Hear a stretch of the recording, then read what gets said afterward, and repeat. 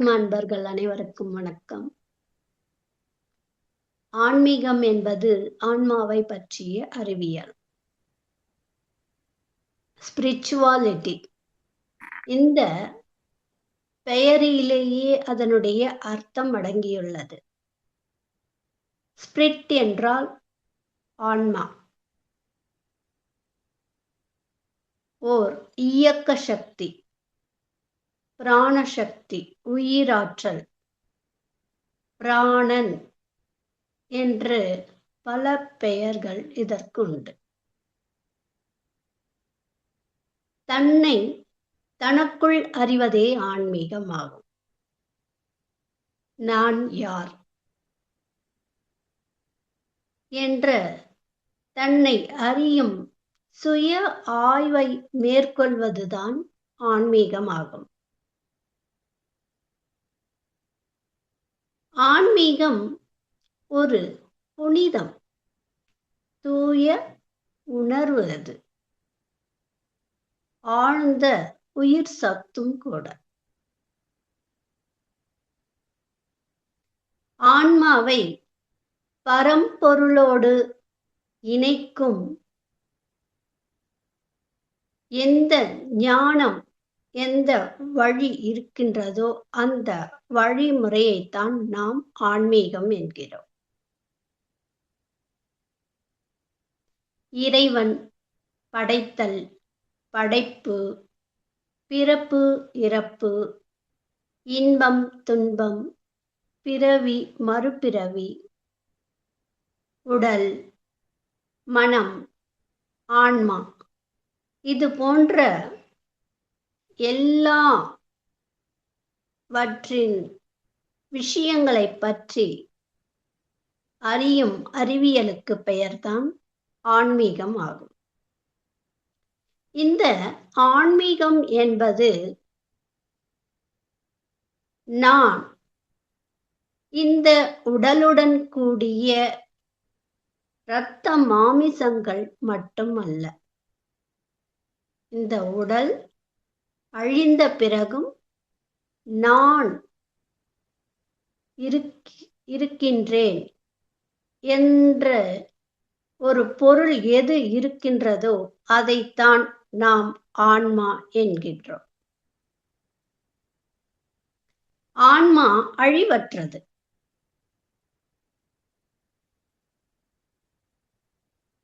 ஆன்மீகம் என்பது ஓர் அற்புத உள்முக பயணம்.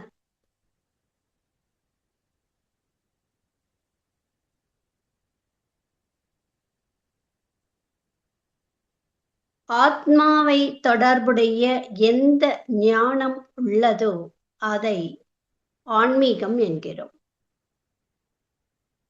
ஆன்மீகம் என்பது ஸ்வஸ்வரூப ஞானம். அப்படியென்றால் நான் யார், எங்கிருந்து வந்தேன், இந்த உடல் எடுப்பதற்கு முன்பாக நான் இருந்தேனா, இந்த உடல் மறைந்த பிறகு நான் இருப்பேனா, ஒருவேளை இந்த உடல் மறைந்தாலும் நான் தொடர்வேன் என்றால் அந்த நான் என்பது யார்? நான் என்றால் ஆத்ம சைத்தன்யம் என்கிறார்கள். அப்படியென்றால் அந்த ஆத்ம சைத்தன்யம் ஏன் இந்த உடலை எடுக்கின்றது? இந்த உடல் எடுப்பதற்கான காரணம் என்ன? எத்தனையோ பிறவிகள். ஒவ்வொரு பிறவியிலும் ஒவ்வொரு புதிய உடல்களை எடுப்பதன் காரணம் என்ன? ஆன்ம சைத்தன்யம் ஒரு குறிப்பிட்ட நோக்கத்துடன், லட்சியத்துடன், லட்சிய சாதனையுடன் இந்த உடலை எடுக்கின்றது என்றால் அந்த லட்சியம்தான் என்ன? அதை கண்டறிய வழி என்ன? ஆன்ம சைத்தன்யம் இந்த லட்சியத்தை அடைந்த பிறகு எங்கே செல்கிறது? என்னவாகும்?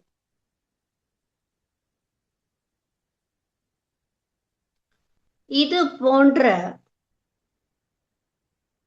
பல கேள்விகள். உன்னதமான ஆன்மா ஏன் இந்த தேகத்தை எடுக்கின்றது? இப்படிப்பட்ட பல கேள்விகள் எப்பொழுது நம் உள்ளுக்குள் பிறக்கின்றதோ அப்பொழுது நாம் ஆன்மீக பாதையை நோக்கி செல்கிறோம். இந்த ஆன்ம தேடல் நம்மை ஆன்மீக பயணத்தின் திறவுகோல் வழிவிடுகிறது.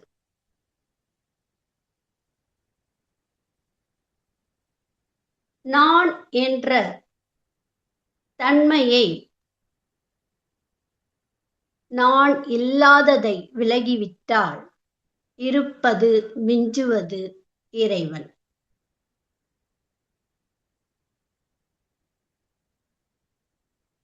எனக்குள்ளும் உங்களுக்குள்ளும் எங்கும் நீக்கமற நிறைந்திருப்பது அந்த இறைவன். அகம் பிரம்மாஸ்மி, அயம் பிரம்மாஸ்மி, தத்துவமசி. நானே கடவுள். இப்படி வேதங்களும் உபநிடதங்களும் புராணங்களும் உரைக்கின்றது. அப்படியென்றால் நானே கடவுளாக இருப்பின் ஏன் ஆலயங்கள் உருவாகின? எதற்காக இந்த இறை வழிபாடு செய்கின்றோம்?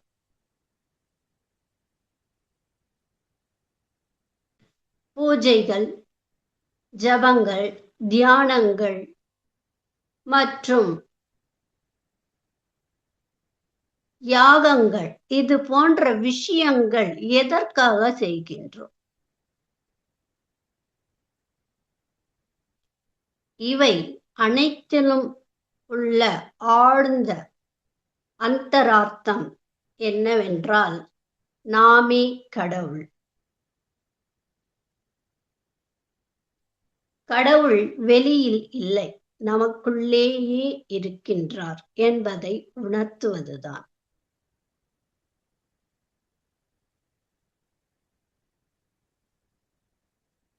நாமே கடவுள் என்றால், மனிதனே கடவுள் என்றால் மனிதனுக்கு இத்தனை கவலைகள், இன்னல்கள், துயரங்கள் ஏற்படுவதற்கான காரணம் என்ன? ஏன் மனிதன் தவறை இழைக்கின்றான்?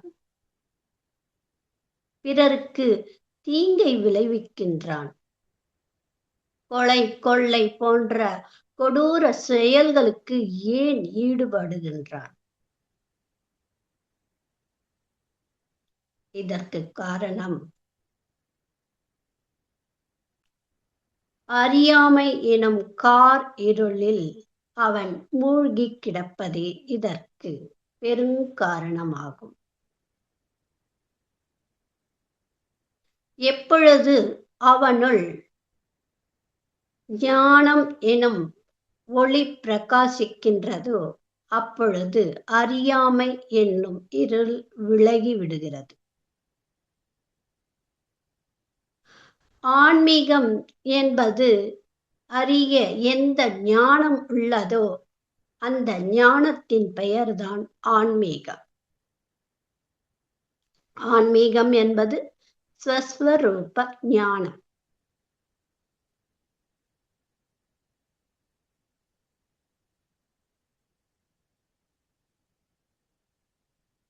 எல்லா இடங்களிலும், எல்லா உங்களுக்குள்ளும் எனக்குள்ளும் நிறைந்திருப்பது அந்த கடவுள் தன்மைதான், இறைத்தன்மைதான்.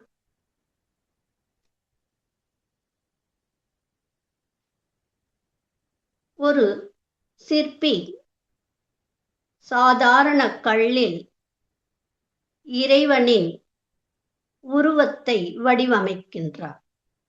அவன் எவ்வாறு வடிவமைக்கின்றான்? அக்கல்லில் உள்ள தேவையற்றதை விலக்கி விடுகின்றான். அப்பொழுது அக்கல்லில் இறைவனின் வடிவம் வெளிப்படுகிறது.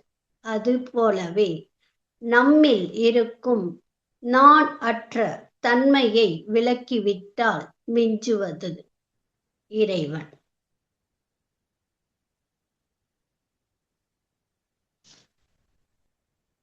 கடவுள் வெளியில் இல்லை, அந்தர்யாமியாக நமக்குள்ளேயே இருக்கின்றார். அந்தர்யாமி என்றால் உண்மை சத்தியம். ஒரு கோவிலின் மூலவரை பார்த்தவுடனே நமக்குள் நம்மை அறியாமல் தானாகவே கைகளை கூப்பி வணங்குகின்றோம். இதற்கு காரணம் என்ன?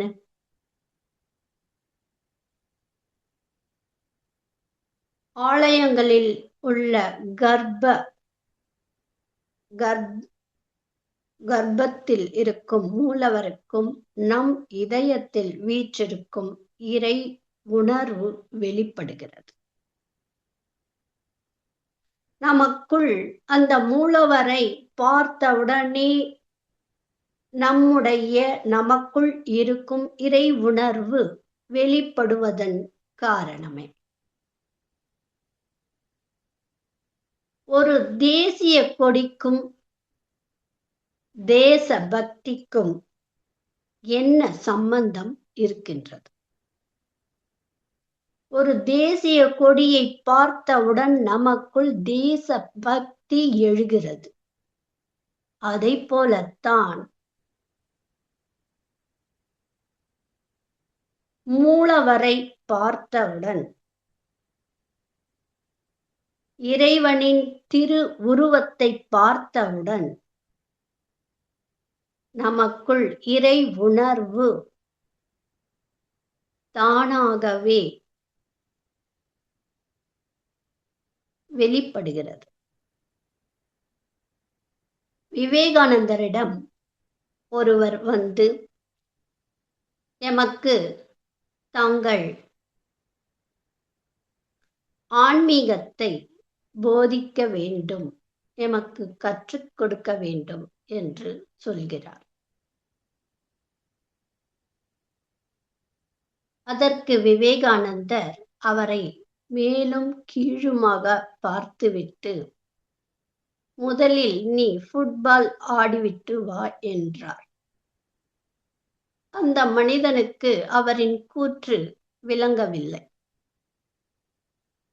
ஃபுட்பால் விளையாடுவதற்கும் ஆன்மீகத்திற்கும் என்ன சம்பந்தம் உள்ளது என்று குழப்பத்தில் ஆழ்ந்து சிந்தனையில் ஆழும் பொழுது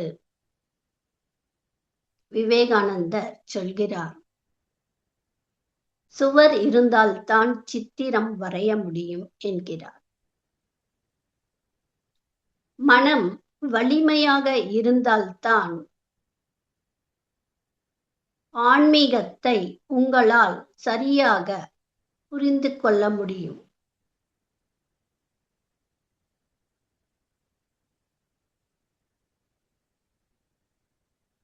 மனம் வலிமையாக இருக்க வேண்டும் என்றால் முதலில் உடல் வலிமையாக இருக்க வேண்டும் என்கிறார். உடலும் மனமும்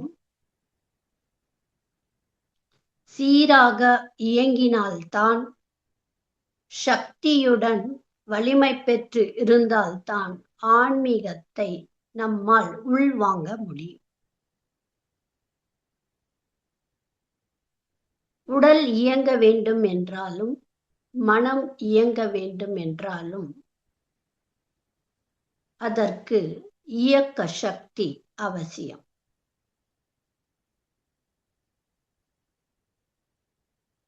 எப்படி ஒரு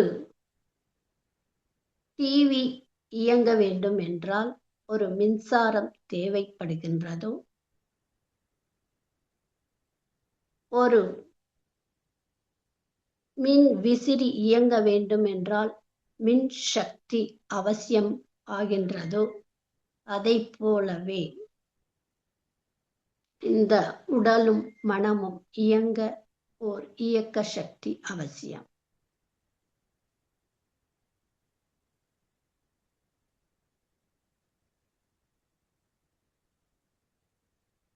ஒரு ஹார்ட்வேர், ஒரு சாஃப்ட்வேர்,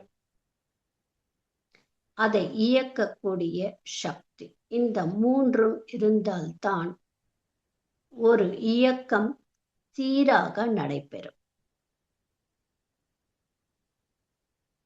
ஒரு செயல் சரியான முறையில் செயல்படும்.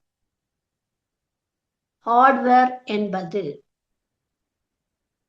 இந்த மெட்டீரியலான இந்த உடல். சாஃப்ட்வேர் என்பது இந்த உடலுக்குள் இருக்கும் மனம்.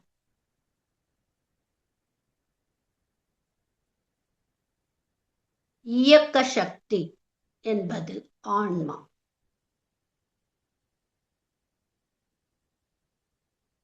இந்த மூன்றும் இருந்தால்தான் ஒரு மனிதன் தனது வாழ்க்கை முழுமை பெறும்.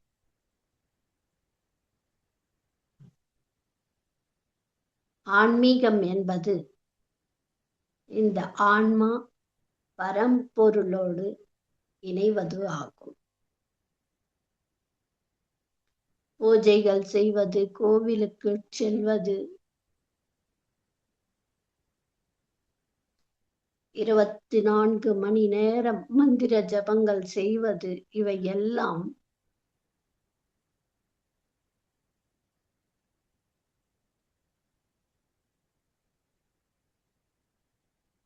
ஆன்மீகமாகாது. ஆன்மீகம் என்பது தனக்குள் தான் பயணிப்பது, தன்னை தான் அறிவது. இதைத்தான் ஆன்மீகம் என்பர். ஆன்மாவை பற்றிய அறிவியல். ஆன்மா என்றால் என்ன?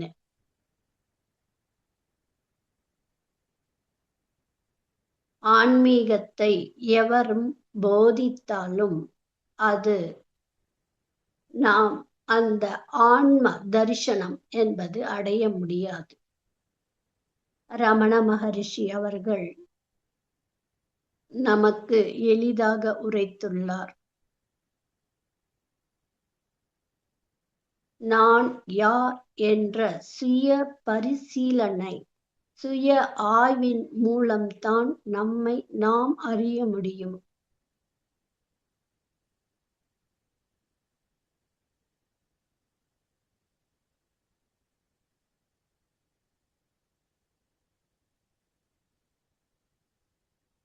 ஒரு பைக்கை வாங்குறோம். அந்த பைக்குக்குன்னு ஒரு ஆற்றல், அதை இயக்க ஒரு ஆற்றல் இருக்கு. அந்த ஆற்றலுக்கு பெயர் 100 சிசி முதல் 500 சிசி வரை, அல்லது பைக், சாதாரண பைக் 100 சிசி முதல் 150 சிசி வரை இயங்கும். அந்த சிசி எனப்படுவது சக்தி, ஆற்றல். அந்த 150 சிசில அது வேகமாக ஓடும். இன்னும் நமக்கு அதிக வேகத்துடன் செல்ல வேண்டும் என்றால் இதைவிட ஒரு உயரிய வாகனம், கார், போன்றது பார்க்கும் பொழுது அது 500 முதல் 1000, 1500 இப்படி அதனுடைய வேகம் அதிகரிக்கும். பைக் என்பது அது பர்மனன்ட், அதை மாற்ற முடியாது. அதனுடைய வேகம் எவ்வளவோ அந்த அளவுக்கு மட்டும்தான் அதனை ஓட்ட முடியும். ஆனால் இந்த உடலில் இருக்கும் ஆன்மா அதனுடைய உயிர் தன்மை, வேகம் தன்மை இன்ஃபினிட்டிவ். ஒரு பைக்குன்னா ஒரு 150 சிசி அளவுக்கு தான் ஓட்ட முடியும். ஒரு காருன்னா ஒரு 1000 சிசி அதுக்குள்ளதான் நம்மளால ஓட்ட முடியும். ஆனா இந்த உடலில் இருக்கும் ஆன்மாவின் சக்தி அளப்பரியது. அது எல்லையற்றது, எல்லையில்லா தன்மை உடையது. நாம எவ்வளவுக்கு எவ்வளவு சக்தியை உடல் அளவிலும் மனதளவிலும் உடல் சக்தியை வளர்த்து கொண்டே இருக்கின்றோமோ அத்தகைய அளவிற்கு எல்லையில்லாத சக்தியை நாம் அடைந்து கொண்டே இருப்போம். இதற்கு முடிவு என்பதே இல்லை. அதனால தான் கோவில்ல இருக்கின்ற சுவாமிகள் பார்த்தீங்களன்னா, மூல விக்கிரகங்களை பார்த்தீங்களன்னா, ஒரு யோக லட்சுமி நரசிம்மர் கூட யோகத்தில் ஆழ்ந்திருப்பார். சிவன் யோகத்தில் ஆழ்ந்திருப்பார். அவரே கடவுள் தானே. பிறகு அவர் ஏன் யோகத்தில் தியானத்தில் ஆழ்ந்திருக்கின்றார்? அதற்கு காரணம் இதற்கும் மேல் இன்னும் ஆற்றல், உன்னத ஆற்றல், தெய்வீகம் இருக்கின்றது என்பதை நமக்கெல்லாம் உணர்த்துகின்றார். தெய்வீக ஆற்றல் எல்லையற்றது, அளவிட முடியாதது. உடலும் மனமும் சரியாக இயங்க வேண்டும் என்றால் உயிர் சக்தி, ஆன்மா அவசியம். இந்த ஆன்மாவை பற்றி அறிய வேண்டும் என்றால் நாம் தினந்தோறும் ஒரு உள் உணர்வு பயிற்சியை செய்ய வேண்டும். தினந்தோறும் செய்ய வேண்டும். அதற்காக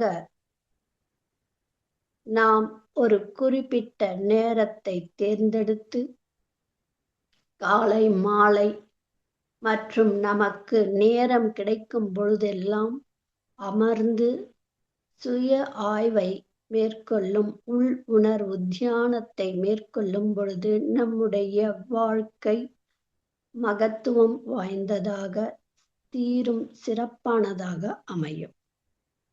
அப்பொழுது அற்புதமான வாழ்க்கையாக, அற்புதமான அனுபவங்கள் நிறைந்த வாழ்க்கையாக முன்னேறும்.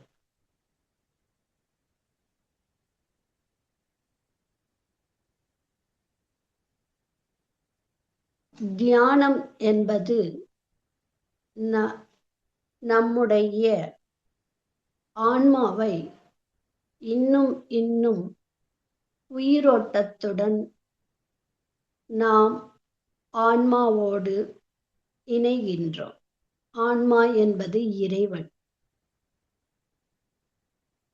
நாம் எவ்வளவுக்கெவ்வளவு இறைவனோடு இணைகின்றோமோ, இறைவனை நெருங்குகின்றோமோ, அப்பொழுது நாம் யார் என்பது அந்த சத்திய தரிசனம் கிடைக்கும். எவர் ஒருவர் சத்திய தரிசனம் அடைகின்றாரோ அவர்கள் தீங்கு இழைக்க மாட்டார்கள்.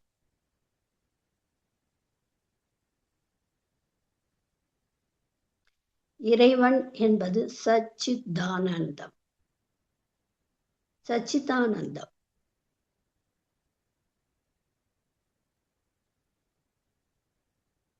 இறைவன் என்றால் அன்பு.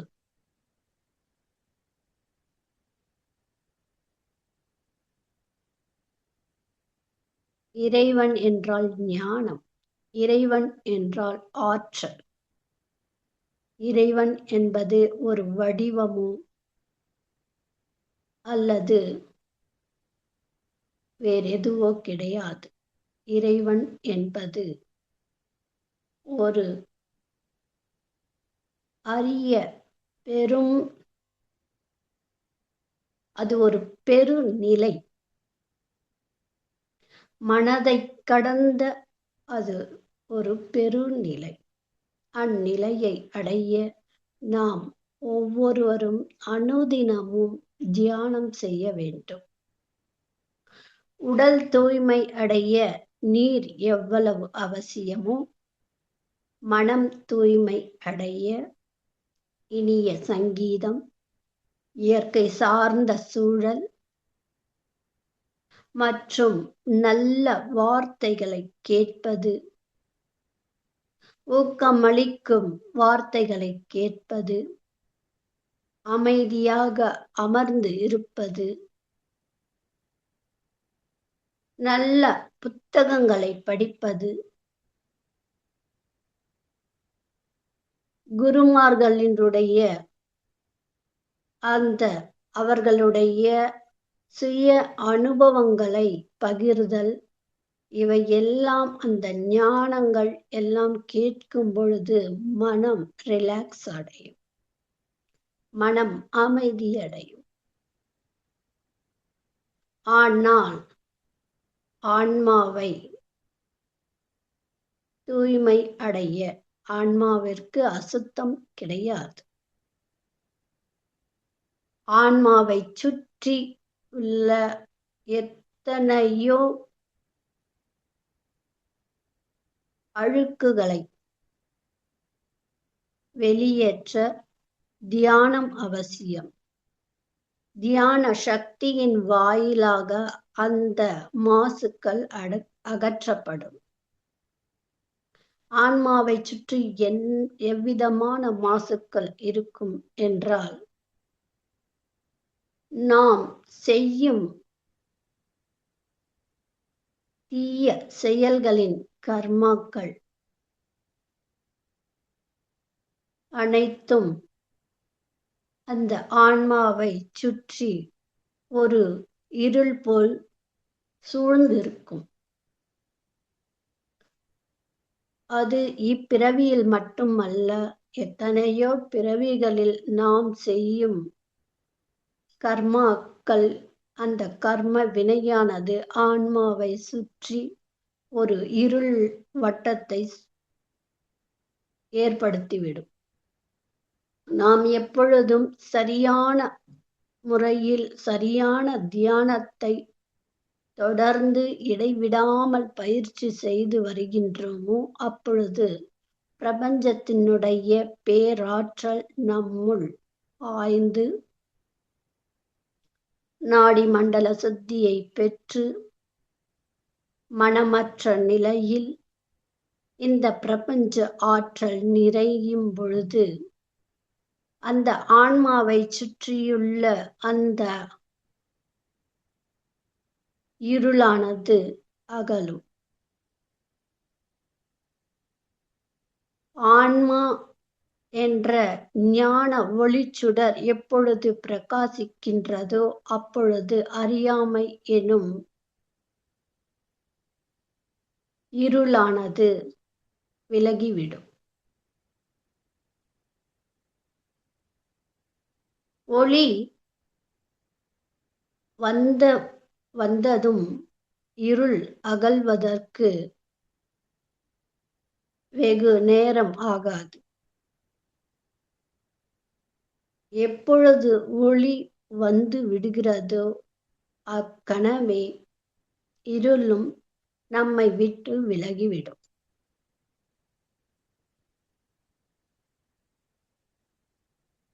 எத்தனையோ மகான்கள், ஞானிகள், ரிஷிகள் நமக்கு இந்த ஆத்ம போதனையை ஏன் உரைக்கின்றார்கள் என்றால், ஒவ்வொரு மனிதனும் தனது பிறப்பின் ரகசியம் ஞானம் அடைதலே. இந்த ஞானம் தியானத்தின் வாயிலாக மட்டுமே உண்டாகும். ஞானத்தை எவராலும் கொடுக்கவோ பெறவோ முடியாது. நான் பல குருமார்களுடைய போதனையை பெற்றேன், ஞானம் அடைந்து விட்டேன். பல மகான்களின் புத்தகங்களை படித்தேன், புனித கிரந்தங்களை வாசித்தேன், ஞானம் அடைந்து விட்டேன் என்று எவராலும் சொல்ல முடியாது. ஏனென்றால் ஞானம் என்பது சுய அனுபவ அறிவு. ஆகையால் தான் இத்தனை பிறவிகள் இந்த ஆன்மா எடுக்கின்றது. ஒரு பிறவியிலேயே ஞானம் அடைய முடியாது.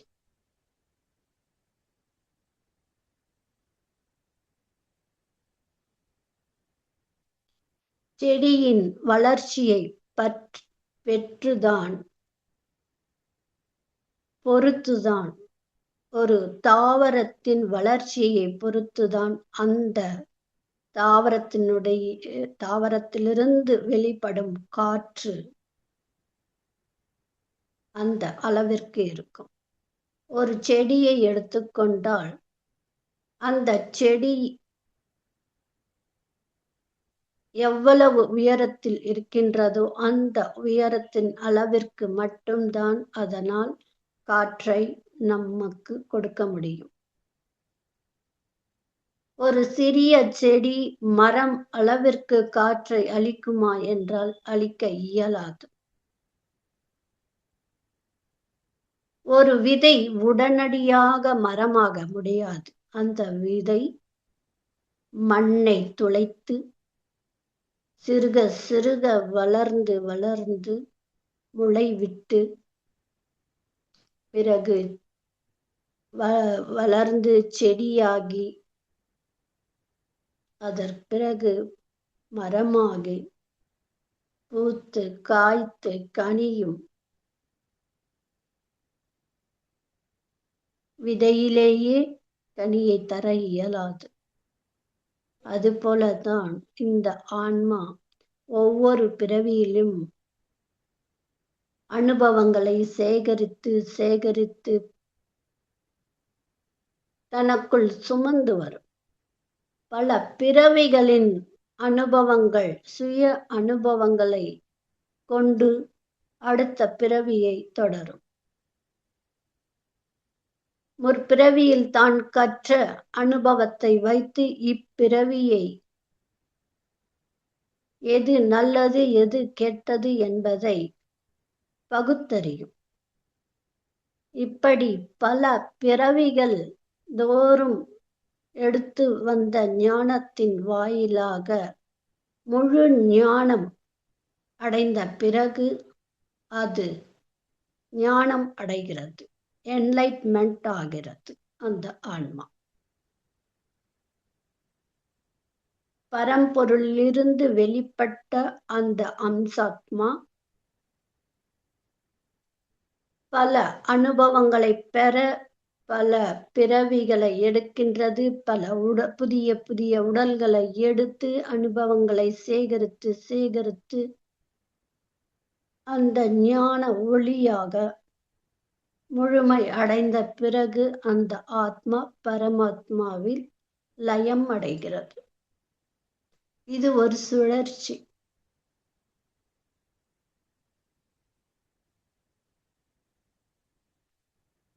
ஒரு விதை இருக்கின்றது. அந்த விதையை தேவையான மண் வளமும் நீர் வளமும் கொடுத்து அதனை பாதுகாத்து வந்தால் அந்த விதையானது மரமாகும்.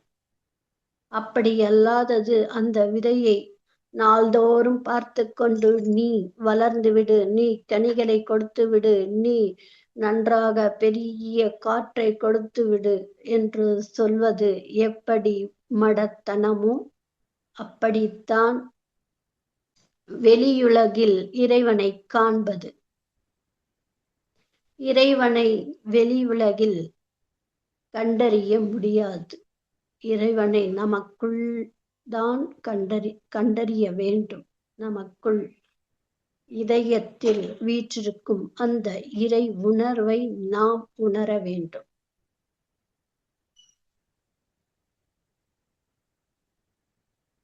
இறை சக்தி வடிவமாக நாம் இருக்கின்றோம்.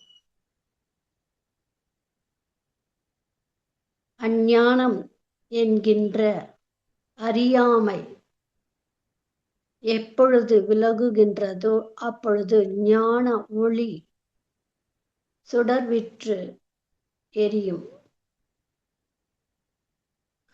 ஆன்மீகம் என்பது மத வழிபாடு அல்ல. ஆன்மீகம் என்பது தன்னை பற்றி அறிவது. நம்மை பற்றி நாம் அறியும் அறிவியலுக்கு பெயர்தான் ஆன்மீகம்.